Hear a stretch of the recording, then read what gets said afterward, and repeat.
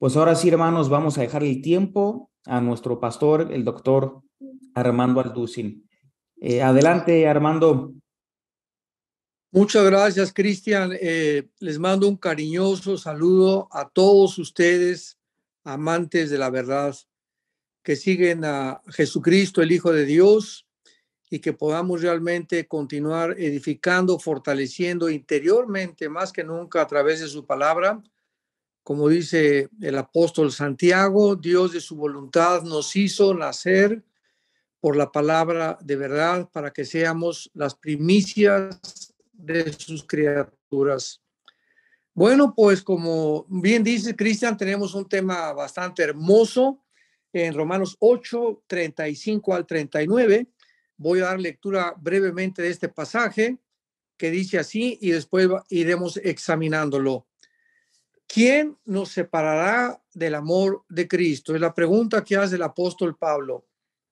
Y a continuación enuncia 7 cosas o problemas que podrían separarnos del amor de Cristo, las cuales vamos a examinar también. Y en primer lugar, enuncia tribulación o angustia o persecución, hambre, desnudez, peligro o espada. 7 cosas menciona el apóstol Pablo que podrían separarnos del amor de Cristo. Como está escrito, por causa de ti somos muertos todo el tiempo. Somos contados como ovejas de matadero. En todas estas cosas, somos más que vencedores por medio de aquel que nos amó. Por lo cual, estoy seguro que ni la muerte, ni la vida, ni ángeles, ni principados, ni potestades, ni lo presente, ni lo porvenir, ni lo alto, ni lo profundo, ni ninguna otra cosa nos podrá separar del amor de Dios que es en Cristo Jesús, Señor nuestro. Muy bien, en esta preciosa sección de la Escritura se nos demuestra que Dios cumplirá su propósito en nuestra vida, pues aunque nosotros fallemos, Dios va a ser fiel a sus promesas de jamás abandonarnos, cualquiera que sea la tribulación que estemos atravesando. Veamos rápidamente algunos pasajes de la Biblia, como en Isaías 43:2, que dice: cuando pases por las aguas, yo estaré contigo. Y si por los ríos, no te anegarán. Cuando pases por el fuego, no te quemarás, ni la llama arderá en ti. Isaías 58, versículo 11. Jehová te pastoreará siempre, y en las sequías secará tu alma, o la saciará.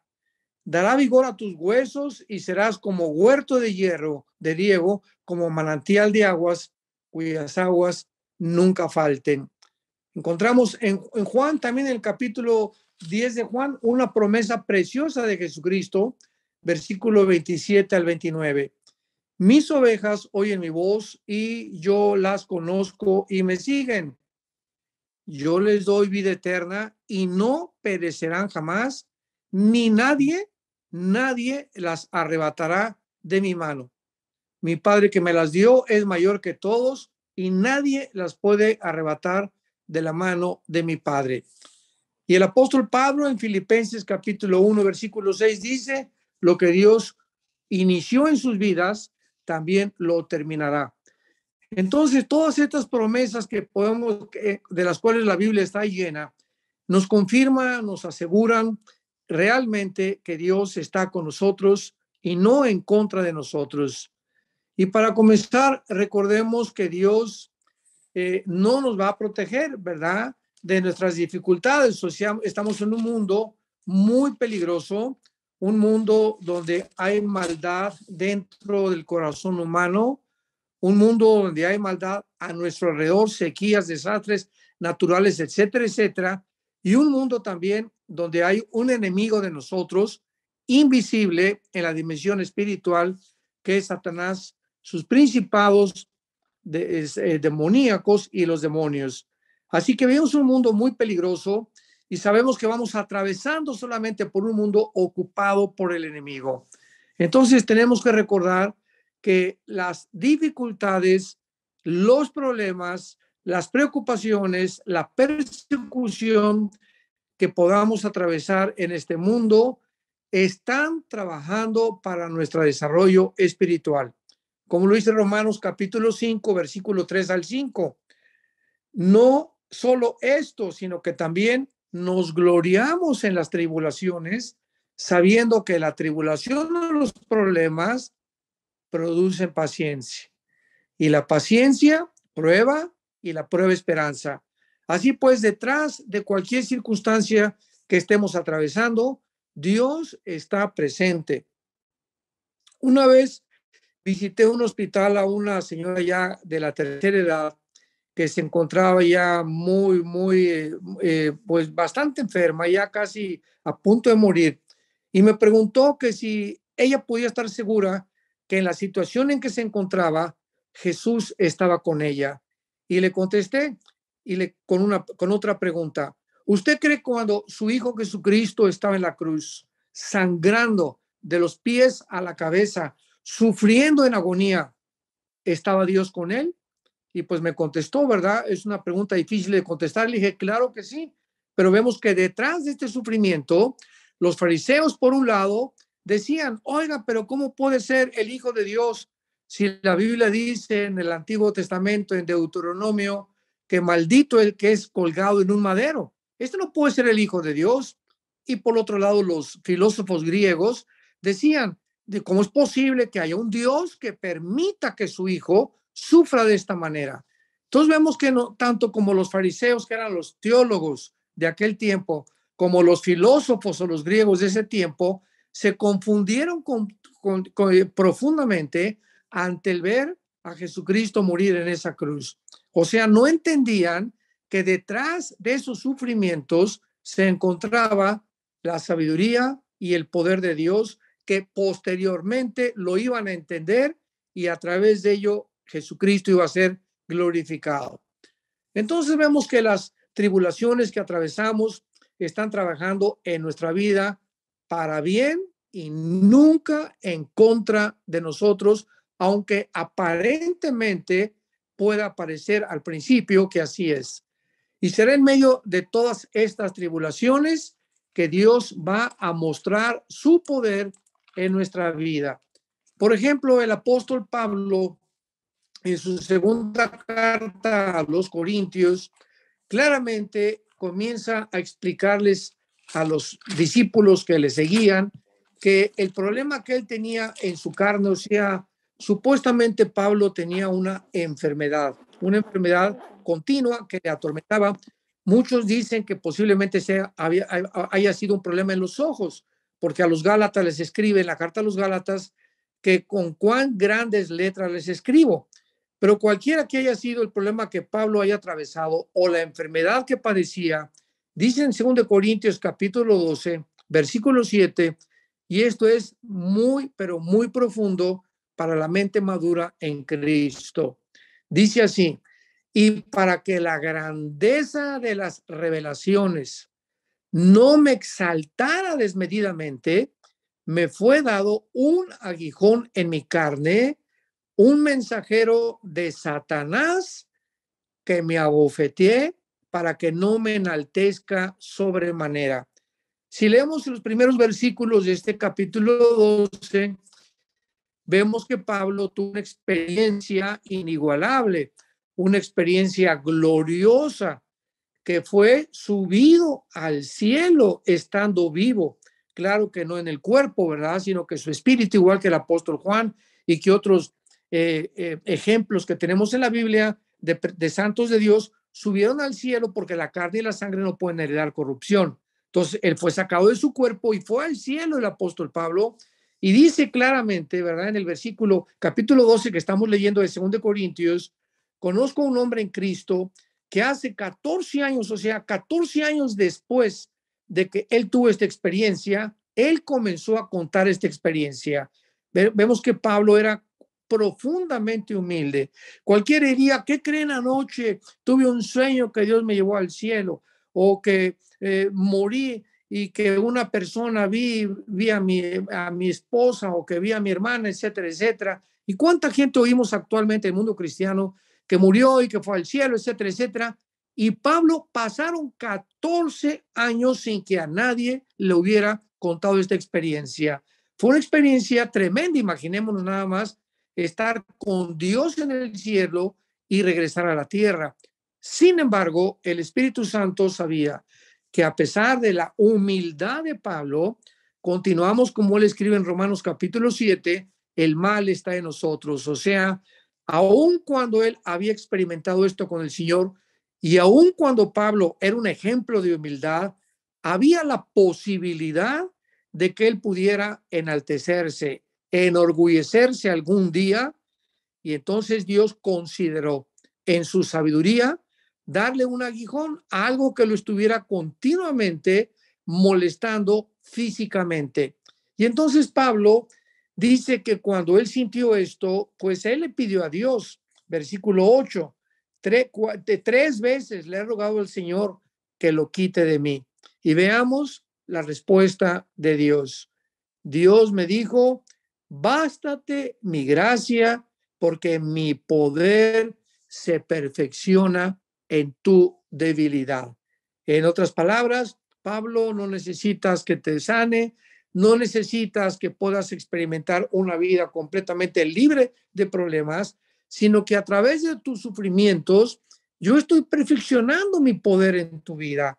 Tú no lo puedes entender, pero mi poder está realmente obrando de tal manera que cuando tú te des cuenta, verás que te va a mantener en el equilibrio que yo necesito que tú tengas para el grandísimo llamado que yo te he hecho. Entonces, veamos ahora en nuestro pasaje con esta introducción, Romanos 8, cuáles podrían ser la clase de problemas o tribulaciones que pudiéramos enfrentar. Y que tal vez cualquiera de estos problemas nos pudieran separar de Cristo. Porque muchas veces hemos oído, bueno, pues si yo me quedara sin dinero, negaría a Dios. Si yo estuviera en una enfermedad, pues realmente no creería que Él es bueno. Y si mi esposo me deja, pues entonces, ¿dónde está el poder de Dios? ¿Por qué Dios no permitió que mi esposo se convirtiera? O un joven, ¿verdad? Pues si mi novia me deja, yo le pido a Dios que no se vaya mi chenchita ni mi panchita, y ya se fue con otro mi novia. Y todas estas situaciones obran en nuestra vida para que podamos creer que Dios nos ha abandonado. Pero veamos pues con mucho detalle y profundizándonos en estas 7 cosas que posiblemente pudieran ser cosas que nos separaran de Dios. En primer lugar, Pablo menciona la tribulación. ¿Quién nos separará? Versículo 35, Romanos 8. ¿Quién nos separará del amor de Cristo? Tribulación. Es lo primero que Pablo menciona.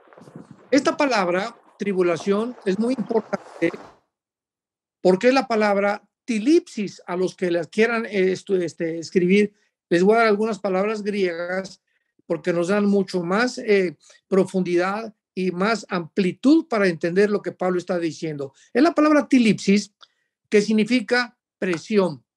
Veamos en 2 de Corintios capítulo 4, versículo 8 al 9. Repito, 2 de Corintios 4, del 8 al 9, lo que escribe Pablo a esta iglesia. Que estamos atribulados, y esa palabra es la misma que se usa aquí, tribulación. Que estamos en tribulaciones en todo, mas no angustiados, en apuros, mas no desesperados, perseguidos, mas no desamparados, derribados, pero no destruidos. Veamos nosotros el peligro tan grande que existe cuando atravesamos presiones o tribulaciones o dudas en la vida. Podemos estar en medio de problemas, pero cuidado con que lleguemos a la angustia. La angustia es cuando, como hay muchas personas que en la iglesia, nosotros como pastores llega, ay hermano, ay señor, ya se me está saliendo el pecho. Mi hija se fue de mi casa. Y le digo, mire doña Chole, yo no voy a orar por usted. porque la condición en la que usted viene en este momento a pedirme ayuda es de angustia. O sea, usted está en un estado de incredulidad, que creer que realmente Dios no está con usted. Y en segundo lugar, yo no soy Dios, los pastores no somos dioses. Y primero, cálmese, doña Chole, estése tranquila y entonces vamos a platicar y le voy a decir qué puede usted hacer. Pero nunca podemos llegar a este estado de angustia donde creemos que Dios nos ha abandonado. Por el amor de Dios, hermanos en Cristo, jamás permitas caer en la angustia de ya no puedo, ya Dios me abandonó, no sé qué hacer, porque en ese momento bajas el escudo de la fe. Dice Efesios capítulo 6 que el escudo, o sea, la fe, la confianza que tenemos en Dios, es la que detiene los dardos de fuego de Satanás. Entonces, si tú haces que tu fe caiga al suelo, estás en incredulidad total. Y cuando tú caes en este momento de incredulidad, Satanás se viene con todo lo que tiene para angustiarte más, para presionarte más, para poder crear en tu vida un estado de pánico y de estrés donde creas ya que Dios te ha abandonado. ¿Por qué llegas a ese momento a creer eso? Porque has bajado el escudo de la fe. Igualmente dice Pablo aquí, estamos angustiados en apuro, manos de brazos, perseguidos, mas no desamparados, derribados, pero no destruidos. Recordemos rápidamente un ejemplo en el Antiguo Testamento. Dios es experto, ¿verdad?, en su sabiduría, en muchas veces llevarnos a situaciones donde nos sentimos que realmente no hay salida. En el Antiguo Testamento, el pueblo de Israel salió de Egipto con la bendición de Dios y llegaron al mar, al mar rojo, ¿verdad? Y enfrente estaba el mar y atrás voltean los ojos y venía el faraón con todas las carrozas y con todos los soldados. O sea, Dios los llevó a propósito, porque dice que él quería que tomaran este camino. Había otro camino más corto a la tierra de Canaán, pero no. Dios los llevó a ese punto para que se sintieran entre la espada y la pared, como decimos. Ahí en ese momento decían, no podemos avanzar porque el mar está enfrente de nosotros y nos ahogamos. Y atrás están los egipcios, no tenemos ni una sola arma, nos van a acabar. Y claro, echaron la culpa a Moisés. Oye, Moisés, para eso nos sacaste de Egipto, para que llegáramos a ese punto. Sabemos que Moisés clama a Dios. ¿Y qué le dice Dios? Moisés, dile al pueblo que no haga nada y que vean mi poder.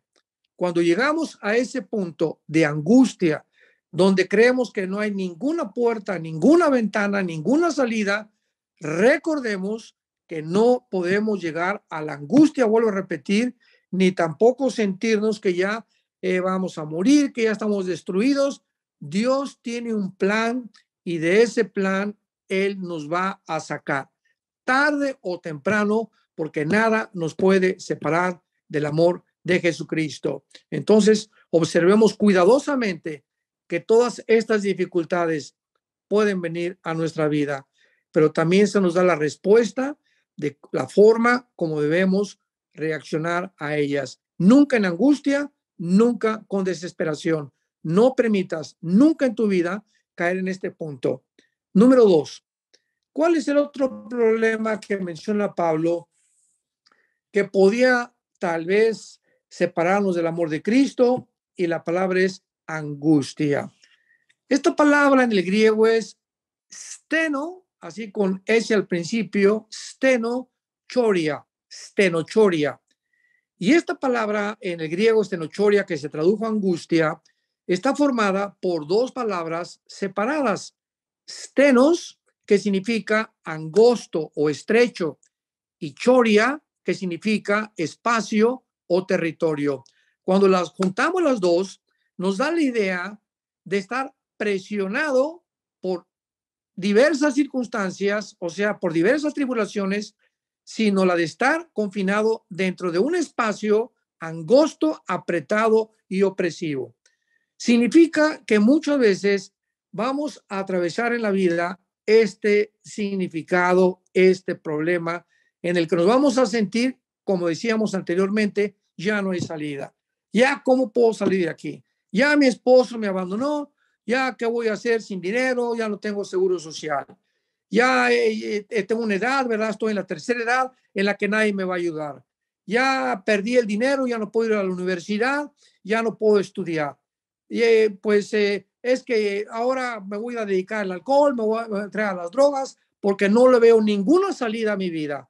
Es en esta situación en la que creemos que Dios nos ha abandonado. Nos sentimos apretados, nos sentimos angustiados, nos sentimos en un espacio donde parece que nos pusieron una camisa de fuerza y no hay manera de poder romper la condición en la que nos encontramos. Cuidado, esta angustia no puede separarnos del amor de Jesucristo, porque la idea no es solamente de estar presionado por diversas circunstancias, sino que no nos sintamos de esta manera, porque voy a repetir, caemos completamente en la incredulidad. Número 3, Pablo menciona la persecución. Esta palabra, persecución en el griego, es la palabra dioko, con D de Daniel y con K, dioko, y contiene la idea de estar perseguido por alguien que intenta dañarnos. Recordemos aquí dos cosas importantes. La primera, la persecución, recuérdalo, es normal para todo cristiano que testifica de Cristo. Jesús dijo en Juan 15:18, el mundo te va a aborrecer porque a mí me aborreció. En 2 Timoteo 3:12 dice la Biblia, aquel que es realmente piadoso, que vive cerca de Dios, padecerá persecución. Así que la persecución es inevitable, lo vamos a ver por qué. Y en segundo lugar, experimentaremos la persecución para que nuestra fe sea probada.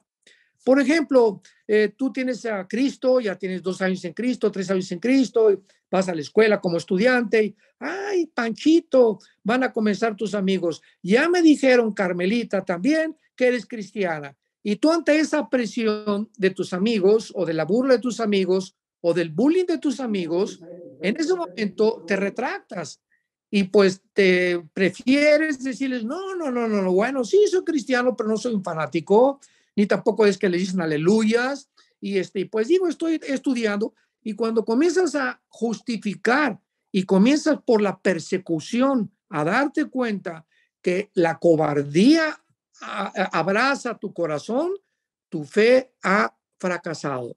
Has pasado, has reprobado la primera prueba que Dios permite que venga a nuestras vidas. Es a través de la persecución que en tu trabajo, oiga, don Jorge, ya me dijeron que usted es cristiano. Bueno, pues sí, tu compadre, ¿y a poco ya no tomas con nosotros? ¿Y a poco ya no te emborrachas con nosotros? ¿Y a poco nada más le eres fiel a tu esposa? ¿Cuál es tu respuesta ante esta persecución y ante esta presión? Sí. ¿Y qué? He recibido a Cristo, Él es algo que está vivo en mi vida, es algo a quien yo voy a seguir. Y cuando tú reaccionas demostrando que no tienes temor ni tampoco tienes con una consistencia que pueda llevarte a la angustia o al problema o a que ya no te van a hablar, es cuando Dios bendice tu vida porque has pasado la prueba de la fe. Esta prueba es, todos los cristianos la tenemos que pasar, y es a través de la persecución que demostramos verdaderamente si somos cristianos. Vemos nosotros, en cuarto lugar, el hambre.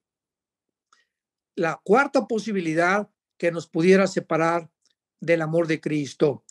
La mayor parte del mundo sabemos claramente, sobre todo en los tiempos de Pablo, que de alguna u otra manera experimentaron mucha hambre.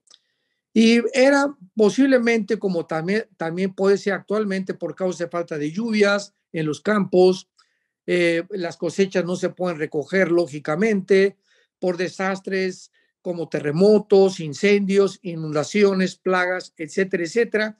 Puede venir el hambre en cualquier parte del mundo, puesto que todos estos factores también existen actualmente, por ejemplo, la guerra de Ucrania.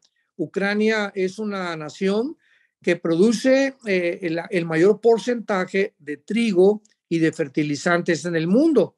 Y cuando vino la guerra de Ucrania, cantidad de naciones actualmente, Turquía, Bulgaria, Polonia, Rumanía, etcétera, etcétera, han comenzado a padecer, no se han muerto de hambre, gracias a Dios, pero han padecido hambre, o sea, cuando no hay harina, cuando no hay los productos básicos de nuestro alimento, experimentamos el hambre, ¿verdad?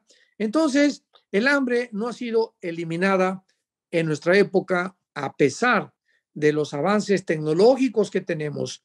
Sin embargo, no importa lo grave que sea, la fidelidad de Dios, escúchame muy bien, se va a manifestar en nuestras vidas con su provisión sobrenatural. Muchas veces Dios va a usar estas sequías y esta falta de cosechas y estos problemas naturales para demostrarnos su poder. ¿Se acuerdan con Elías? Cuando oyó Elías que lo estaba persiguiendo la reina Jezabel en el libro de los Reyes y se puso a dormir, dijo, ya no quiero seguir contigo, Señor. ¿Qué fue lo que hizo Dios? Le mandó cuervos. O sea, Dios obró sobrenaturalmente para que Elías pudiera realmente ver el poder de Dios y fue alimentado. Vemos nosotros también cuando una viuda, la viuda de Sarepta, que era, bueno, más pobre no se podía hacer. Dios le dice a Elías, ve por favor a este pueblo y vas a encontrar a esta mujer, que es la viuda de Sarepta. Y entonces llega Elías al pueblo y la viuda de Sarepta le dice Elías, por favor dame de comer. O sea, Dios no mandó al Holiday Inn, al apóstol, al profeta Elías, ¿verdad? No lo mandó al Hotel Camino Real, lo mandó a la casa de la mujer más pobre de todo ese pueblo. Que podríamos decir, oye, pero ¿cómo es posible que Dios haya hecho? Y todavía Elías le dice, dame de comer. Y entonces esta viuda lo lleva a su casa y era tan pobre que solamente tenía una gotita de aceite y la harina suficiente para hacer una sola tortilla. Imaginémonos nada más. Y aparte tenía un hijo. ¿Y qué hace la viuda? No, mire cómo es lo único que tengo que comer. Si le doy de comer a usted, mi hijo va a quedar sin hambre, etcétera, etcétera. Pero esta mujer no vio las circunstancias. Esa es la fe. No vio las circunstancias. Creyó que Dios era poderoso y cocina esa tortilla y le da la mitad al profeta de Dios, a Elías. Y en ese momento, Elías le dice a la viuda, por haberme dado lo que no tenías, nunca de aquí en adelante te faltará ni el aceite ni la harina en tu casa. Así que, como dice el Salmo 37:25, el rey David, joven fui y envejecido y no he visto justo desamparado ni su descendencia que mendigue el pan. El pan no nos va a faltar jamás. Haya incendios, haya terremotos, Dios va a proveer de alguna manera sobrenaturalmente para nuestra vida. Y vemos nosotros ahora, en quinto lugar, lo que el apóstol Pablo nos enseña acerca de este pasaje tan hermoso de Romanos capítulo 8. Desnudez. Es la quinta cosa que podría, dizque, separarnos del amor de Cristo. La palabra desnudez actualmente implica el estado de una persona desnuda asociada desgraciadamente con actividades sexuales o con la pornografía. Pero en tiempos bíblicos, la desnudez no estaba relacionada con la sexualidad ni con la pornografía.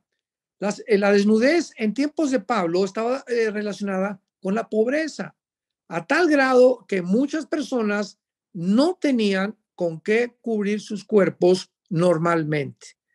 Está relacionada también con el hambre en tiempos de Pablo o con problemas económicos muy graves derivados de guerras, como lo hemos visto, o de desastres naturales. Pero cuando el Señor Jesucristo en Mateo capítulo 6, el Evangelio de Mateo, iba caminando con los discípulos, él discernió los pensamientos. Recuerdan este pasaje que estaban los preocupados y mañana, ¿dónde vamos a amanecer? No trajimos tortas, no trajimos enchiladas de San Luis Potosí, ¿cómo vamos a poder sobrevivir? Etcétera, etcétera. Hoy en la noche no sabemos ni dónde vamos a dormir. Y Cristo, discerniendo las mentes de sus apóstoles, de sus discípulos, les dijo: ¿por qué se preocupan por el cuerpo? ¿Qué han de comer? ¿Qué han de vestir? ¿Qué acaso la vida no es más grande? O sea, están ustedes vivos. Y si los mantengo vivos, ¿ustedes creen que les va a faltar el vestido y les va a faltar la comida? ¿Verdad? Busquen primeramente mi reino y todas las cosas les serán hechas. Y aquí es cuando nosotros vivimos en una época, y lo podemos ver, de afán. Actualmente la gente, oye, si sube el petróleo y si sube el dólar, y qué pasará si viene la guerra de Ucrania y si hay una guerra nuclear, etcétera, etcétera. Siempre están pensando qué van a comer, qué van a beber, si se muere mi esposo, ¿quién me va a sostener? Si no tengo papás, si no tengo mamás, etcétera, etcétera. Y este es el afán, el estrés, la incredulidad de que Dios nos puede fracasar o nos puede fallar. Pero la Biblia dice: ni siquiera esta desnudez ni esta pobreza me separará de tu amor. Estaré contigo y soy fiel a mis promesas para que tú tengas comida, tengas vestido y nunca te falte la ropa, ¿verdad? Aunque andes en calzones, pero Dios te va a proveer lo básico para tu vida. En sexto lugar, Pablo menciona los peligros. Y no cabe duda que hay varios tipos de peligros, aunque el énfasis aquí es acerca de los peligros que enfrentamos los cristianos. Simplemente por llamarse cristiano, una persona puede enfrentar peligros. Recordemos que hace algunos años los cristianos en Europa fueron amenazados por el Vaticano, por el Papa, y la orden era todo aquella persona en Europa, porque en aquel tiempo, casi 18 siglos, el Vaticano gobernó sobre los mismos gobernantes de las naciones de Europa. Todo aquel que niegue que la iglesia salva, todo aquel que niega que solamente a través de la iglesia católica hay salvación, va a padecer la tortura, el arresto y la muerte. Se llamó la Inquisición. Más de 300,000 cristianos, más de 300,000 cristianos que negaron que Roma salvaba, ni que tampoco el Papa era el representante de Cristo, fueron muertos, torturados, arrestados y les confiscaron todos sus bienes. En época moderna tenemos en Medio Oriente al grupo terrorista ISIS, ¿recuerdan? El grupo de ISIS que se formó en Siria y Irak comenzó a buscar cristianos, hicieron videos donde los hincaban en una playa, los vestían con una ropa anaranjada y les cortaban el cuello. Esto por llamarse cristianos y mandar un mensaje de odio a los que fueran cristianos. Sin embargo, la Biblia no lo niega. En Hebreos capítulo 11, veamos el ejemplo que el Espíritu Santo nos deja. Hebreos 11, versículo 33 al 40.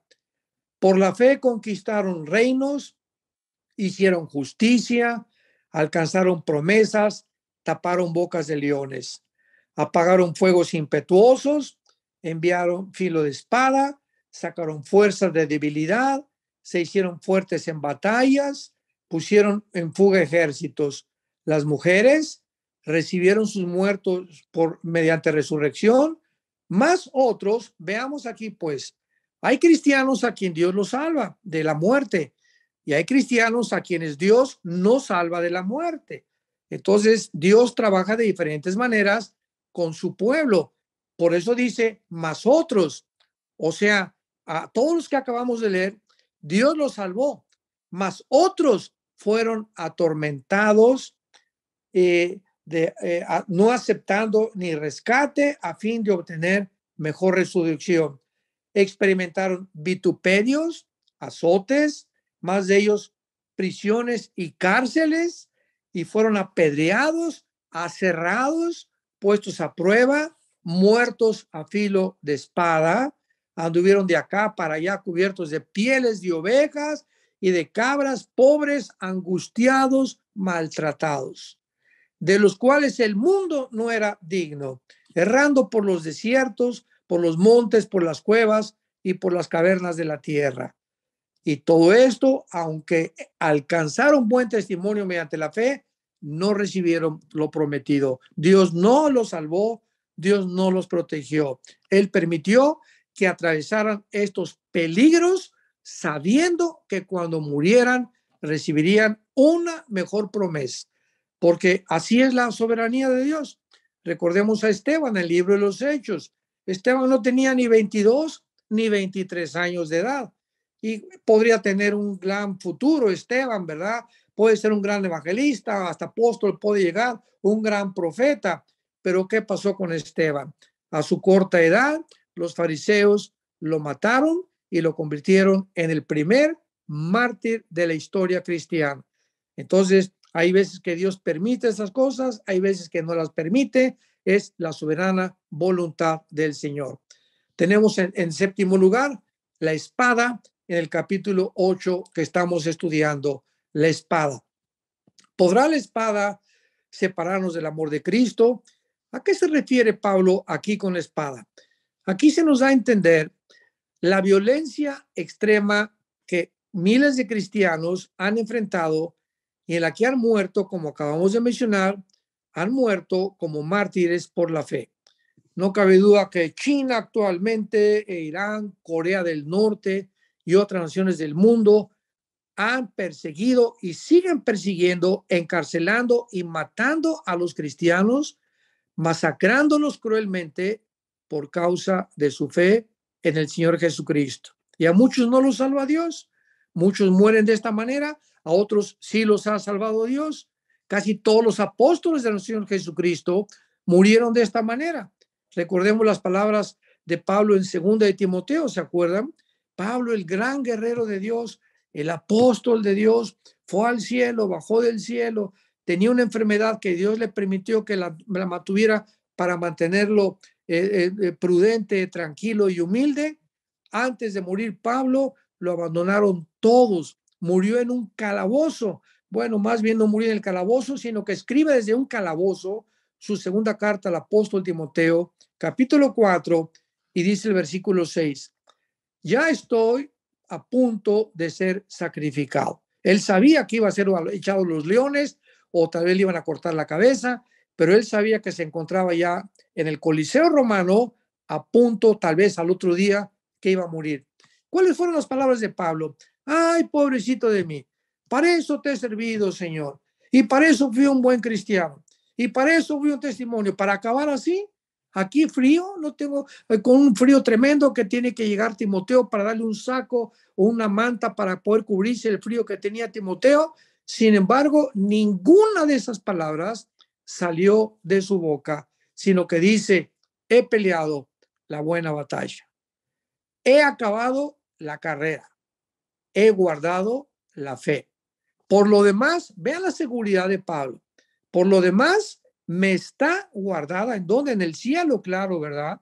Me está guardada la corona de justicia, la cual me dará el Señor, juez justo en aquel día, y no solo a mí, sino también a todos los que aman su venida. No cabe duda, ¿verdad?, que en vista de todas estas tribulaciones, presiones, preocupaciones que atravesamos a nuestra vida, ¿cómo es que se nos promete que nada nos podrá separar del amor de Dios? La respuesta es, por supuesto, por la naturaleza del amor de Dios, que es ancho, eterno y profundo. Con amor eterno te he amado, dice el Señor, y te tengo esculpido en la palma de mis manos. No importa lo que tú estés atravesando, Dios está contigo y Él cumplirá su propósito que tiene para tu vida tarde o temprano. Nunca pierdas la fe.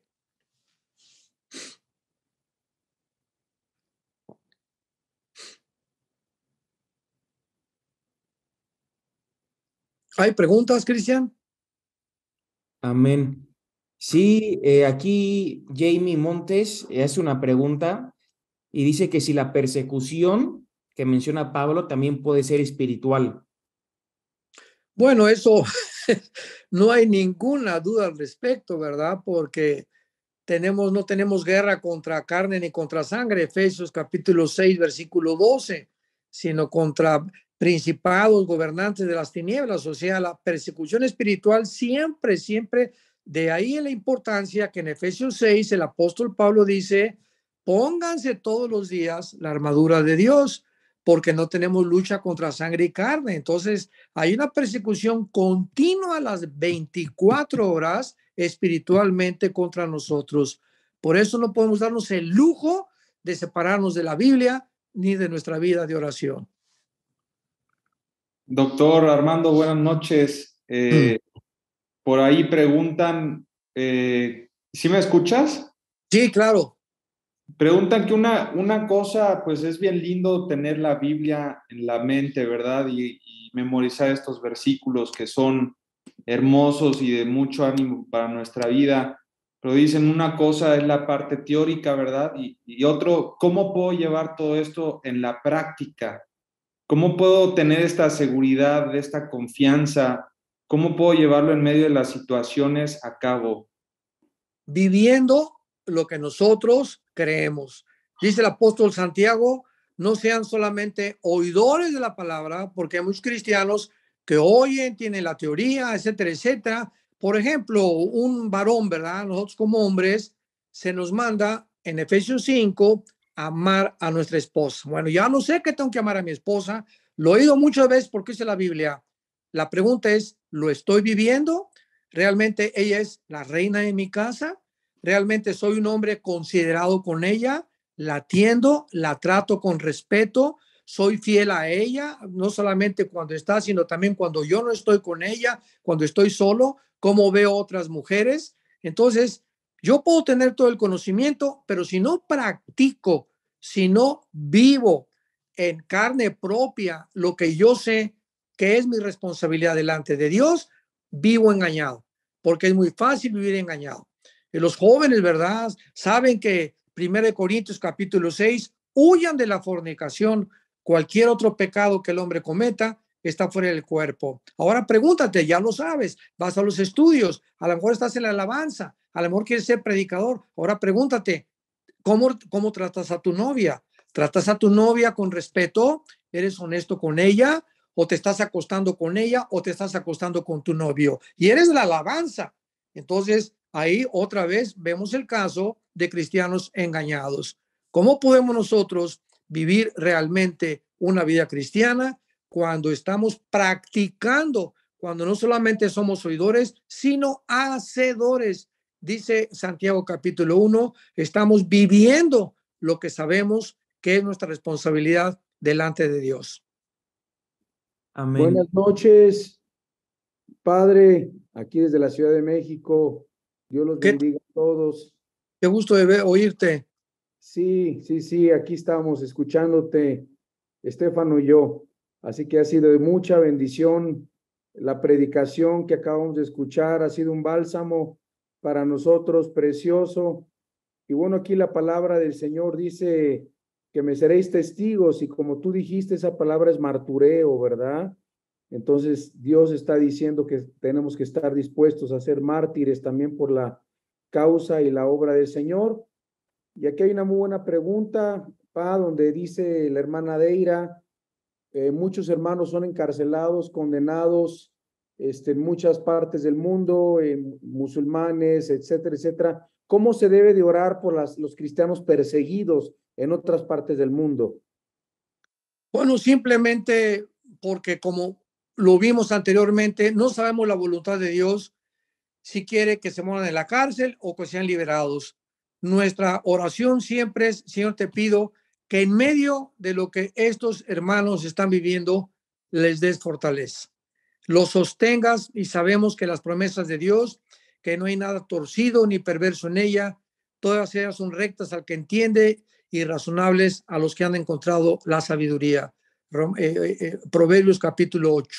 Entonces, nuestra oración debe ser esto. Pablo, ¿se acuerdan ustedes cuando Pedro en el libro de los Hechos lo encarcelaron? Dice la Biblia, y la iglesia hizo oración por él.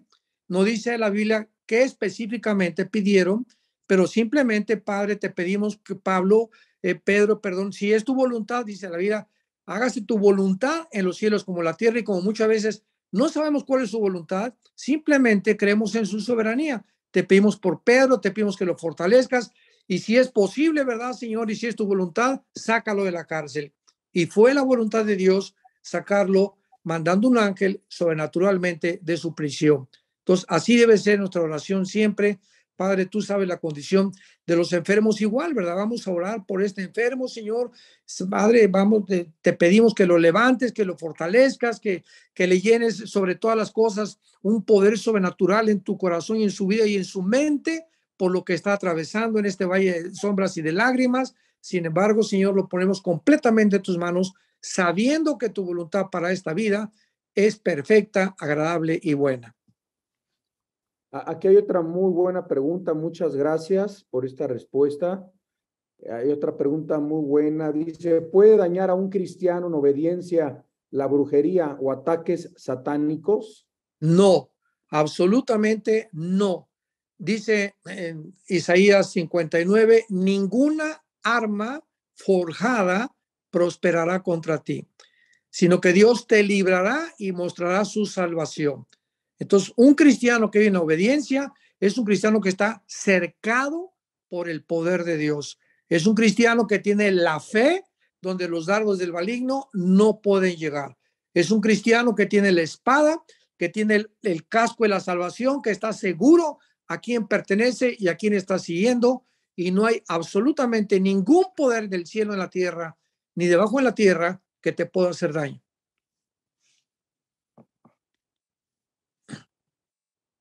Amén. También están preguntando aquí en el chat, dice Dora Nájera, sé que Israel es el pueblo escogido por Dios. ¿Cómo debemos orar por ellos? Ya que últimamente hay muchas personas que odian a Israel. Bueno, no solamente muchas personas, sino que la mayor parte de los millonarios actualmente en el mundo, la mayor parte de la grande influencia en el mundo que son judíos, odian a Israel. Por ejemplo, ¿verdad? Carlos Marx, pues fue judío, era judío, y ven ustedes que fue el que postuló la famosa teoría o la ideología del comunismo. Se dice que Hitler tenía raíces judías, esto es impresionante. Hitler que tenía raíces judías. Hay otro señor que es famosísimo, que es uno de los líderes que están acabando con los gobiernos en Sudamérica y en el mundo entero, que se llama George, como Jorge Soros, con ese. Métete al Google y googlealo y descubre George Soros. Es un judío de Hungría y es un hombre que odia a Israel y quiere destruir a Israel. Entonces, Israel no solamente, cuando dice la Biblia que oremos por Israel, sabemos una cosa, ¿verdad? Que ahorita Dios está completamente desentendido de Israel. Ahorita el pueblo de Israel es enemigo de Dios. Hay muchos judíos que ya se han convertido y que han recibido a Cristo como Yeshua, el Mesías, y eso forman parte de la iglesia. Pero ahorita Israel como una entidad está bajo el juicio de Dios y regresará Dios a tratar con ellos durante los 7 años de la tribulación.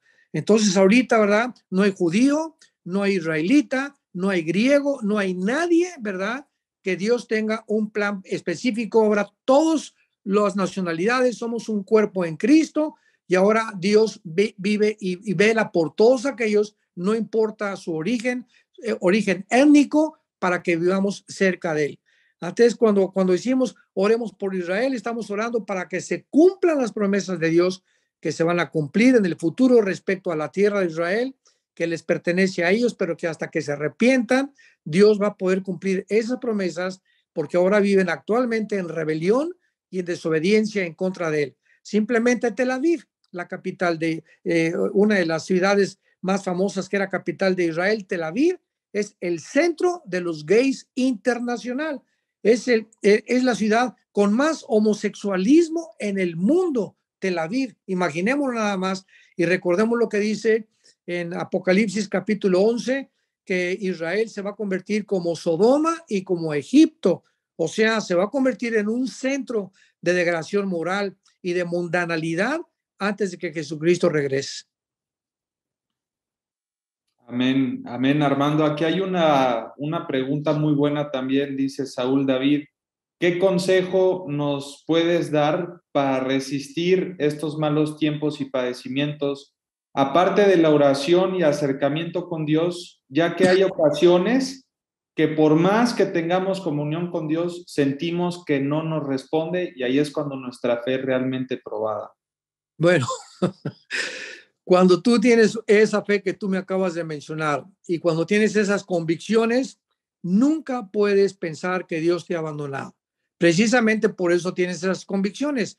Y esas convicciones son como saber que estoy parado en la roca, no en la arena. Mi vida, mi fundamento es Jesucristo y nada ni nadie me va a separar de él.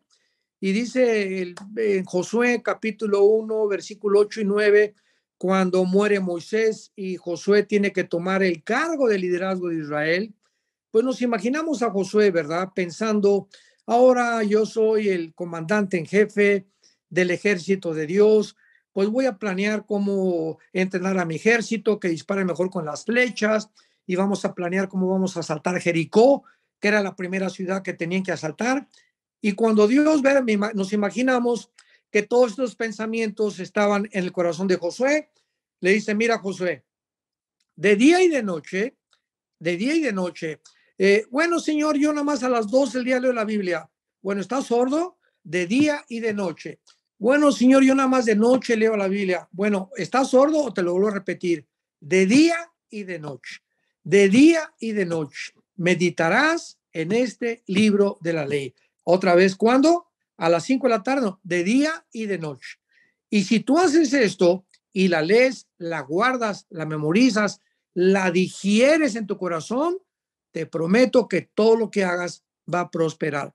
Si tus fuerzas te fallan, no te preocupes, yo estaré ahí para consolarte. Por eso es el pasaje que acabamos de leer en Romanos 8. Oye, no podemos confiar en nosotros. ¿Cuántas veces yo también, como ser humano, verdad, aunque he estudiado, tengo 46 años predicando la palabra de Dios, este año cumplimos 46 años de ministerio, he enfrentado, hermanos, muchas ocasiones en las que yo he sentido que Dios me abandona. Y en esos tiempos en que yo he sentido que Dios me abandona, lo siento, mis sentimientos son engañosos. He sentido al mismo tiempo caer de rodillas en ese momento y volver a confesar, Padre, yo sé que estás conmigo, yo sé que no vas a abandonar, y vuelvo a ser renovado con esas fuerzas y esa energía que necesitamos para seguir sirviendo a Dios. Entonces somos flacos, somos débiles, somos tontos, somos rebeldes por naturaleza. Por eso no podemos confiar en nosotros. Esta es la razón por la cual la salvación no se pierde. Si dependiera la salvación de nuestras fuerzas y de nuestra obediencia, estaríamos fritos, ¿verdad? Porque separados de Cristo, nada podemos hacer. Sí, aquí hay una buena pregunta también, pero bueno, yo creo que esta persona no estuvo hace 15 días contigo en nuestro Zoom, donde hablamos de los escogidos o no escogidos, predestinados. Dice, si yo estoy orando por una persona inconversa para que sea salva, ¿Dios me concede mi petición o tiene que ser que esa persona esté dentro de los escogidos o del propósito de Dios? Es que nosotros no somos dioses. Entonces, cuando oramos por alguien, a nosotros no nos debe interesar absolutamente los resultados. Se nos manda simplemente sembrar la semilla y los resultados, el crecimiento, lo da Dios. Uno es el que siembra, 1 Corintios 3, otro es el que riega. Entonces, no nos debe interesar si se salva o no se salva. Oramos, Padre, te oro por Panchita, te oro por mi tío, te oro por mi abuelo, etcétera, etcétera. Y yo cumplo obedeciendo que Dios dice, 1 Timoteo capítulo 2, orar por todos los hombres. Entonces, nuestra responsabilidad es orar. Y así la persona se convierte o no se convierte, no es nuestro problema. Así que dejemos los resultados a Dios y obedezcamos orando por todas las personas que Dios pone en nuestro corazón o que nosotros anhelamos que sean salvos. ¿Cómo andas tiempo, padre, de preguntas? ¿O ya quieres que terminemos? Tú dinos. Sí, 2 preguntas más. Ok, dos preguntas más.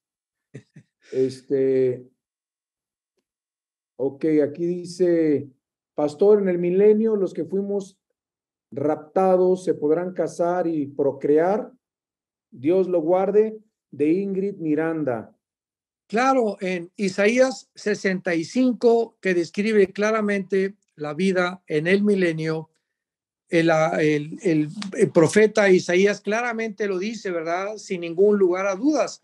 Dice Isaías, vamos a leerlo rápidamente, el capítulo 65, versículo 23, no trabajarán en vano, ni darán a luz para maldición, porque son linaje de los benditos de Jehová y sus descendientes con ellos.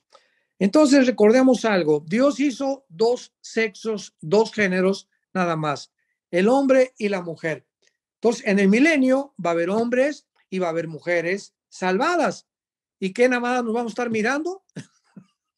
Como los chinitos nomás mirando, ¿verdad? No, ¿verdad? Dios hizo a la mujer para que pudiera unirse con el hombre y continuar reproduciéndonos.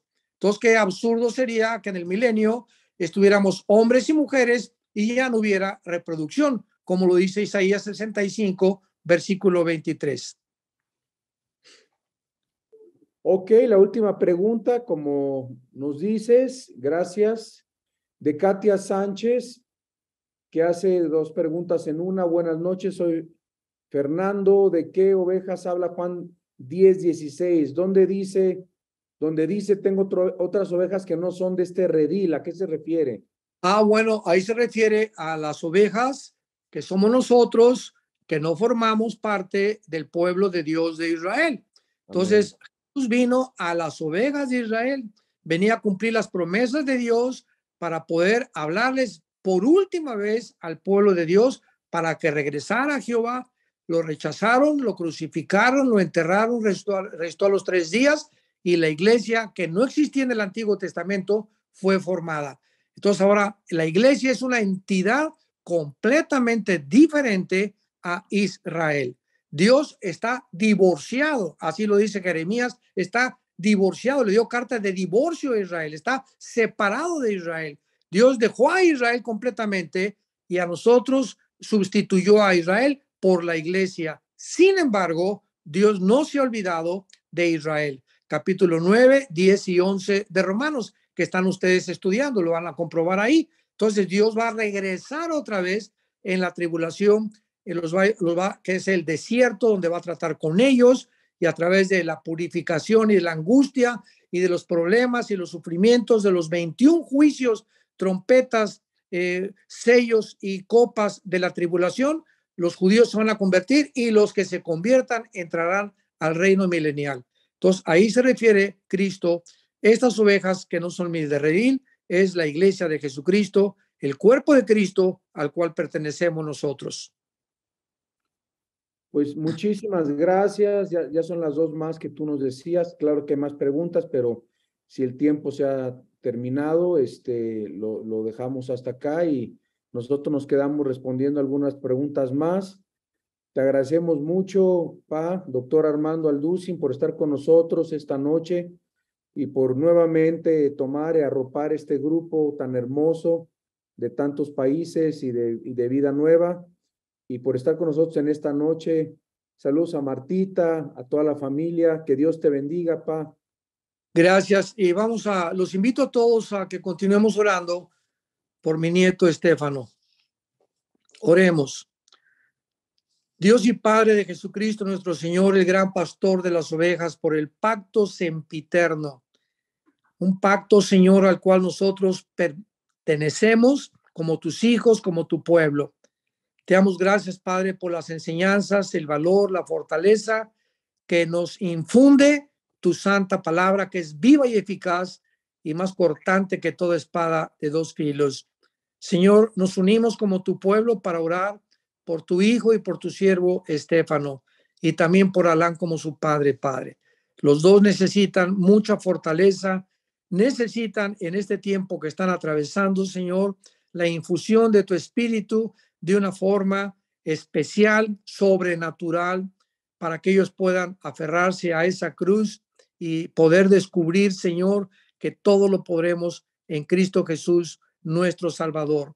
Señor, te pedimos que levantes a Estéfano de su lecho, Señor, que tú le toques, que tú le sanes, Padre, que te glorifiques en su vida. Ese es el deseo de nuestro corazón. Él está completamente en tus manos. Dale sabiduría a los médicos también que le rodean, a las enfermeras, a todos los especialistas que son instrumentos tuyos para que él pueda, Señor, es la manera como tú lo has determinado, levantarse de esa cama. Te damos gracias por su vida de Estéfano. Te damos gracias, Señor, por el corazón que él tiene, por las almas perdidas y por el ministerio tan grande que tú le darás, porque lo pedimos y te damos las gracias en el precioso nombre de Jesucristo. Y tu pueblo dice, amén. Que Dios los bendiga, hermanos, que Dios los fortalezca, que Dios les puedan permanecer firmes en la esperanza a la que todos hemos llamado hasta el fin. Muchas gracias y que tengamos mucha paz todos. Amén. Hola, me da muchísimo gusto poder invitarles a nuestro próximo viaje a Israel. Finalmente, después de los 2 años de pandemia que se canceló cada año, Dios nos da la puerta ahorita para que podamos ir a esta tierra maravillosa, siguiendo los pasos de Jesús, porque vamos a estar en Nazaret, en Tiberias, en el río Jordán. Los que quieran aprovecharse también para bautizarse ahí, pues lo pueden hacer. Vamos a estar en el mar de Galilea, donde hay unas barcas preciosas, donde podemos realmente navegar, donde estuvieron los discípulos de Jesucristo, en Masada, que es la fortaleza que los romanos usaron para arrinconar al último grupo de judíos que sobrevivió la persecución. Vamos a estar en Caná, donde Jesucristo celebró las famosas bodas con su mamá, en Tel Aviv, en Jerusalén, por supuesto, que va a ser maravillosa la ciudad donde vamos finalmente a vivir con Jesús, en el Mar Muerto, que es un lugar de tantas cremas, sobre todo para las mujeres. Y en cada uno de estos lugares vamos a dar una conferencia. Voy a estar compartiendo la palabra de Dios. Así que este viaje será del 7 al 17 de junio del año 2023 y estamos seguros que será un viaje inolvidable para todos ustedes y su familia. Que Dios los bendiga y les esperamos allá.